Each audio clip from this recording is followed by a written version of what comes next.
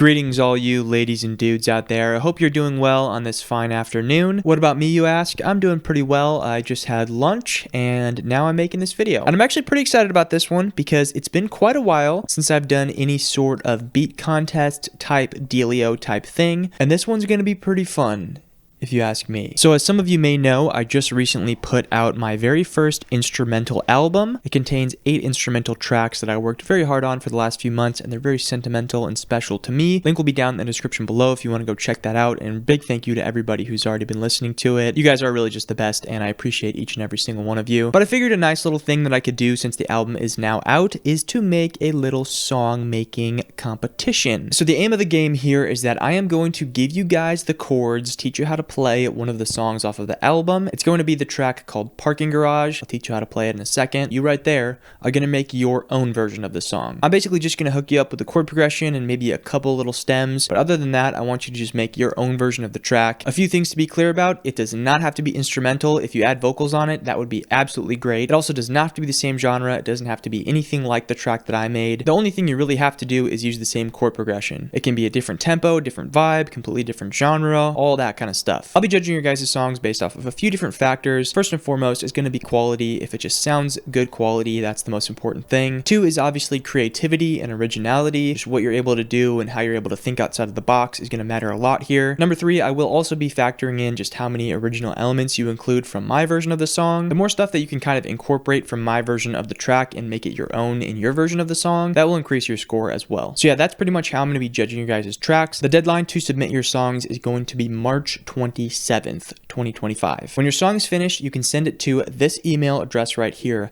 stuffforfeezo@gmail.com. You can send it as an MP3 or a WAV or an unlisted SoundCloud track or whatever. It doesn't really matter to me. Just do not send me project files or any other weird files that my computer can't read. But like I said, the more creative, the better. So if you make like a whole music video or something like that, that will definitely increase your score. All right, now let me show you how to play the song. As you can see here, I have a guitar. Pretty much every song on the album I wrote on guitar. But like I said, all you have to do is use the same chord progression. So if you can translate these chords into piano chords, totally fine too. Totally do that. Or whatever other instrument you play, whether you got like a string accompaniment or you got some sort of French horn or something, totally go ahead and do that. The more creative, the better. But the way you play it on guitar, at least, is like this. Make sure you have a capo on the 4th fret, and then you just do one of these.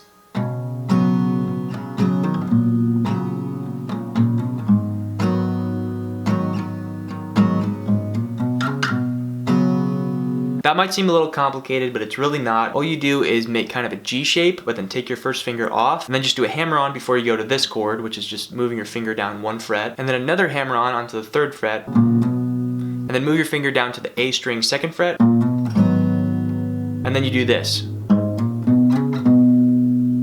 So yeah, pretty simple, pretty standard stuff, but like I said, if you don't play guitar, if you play something else, if you play nothing at all, just make sure you use that same chord progression, and other than that, there's really not a whole lot of rules to this thing.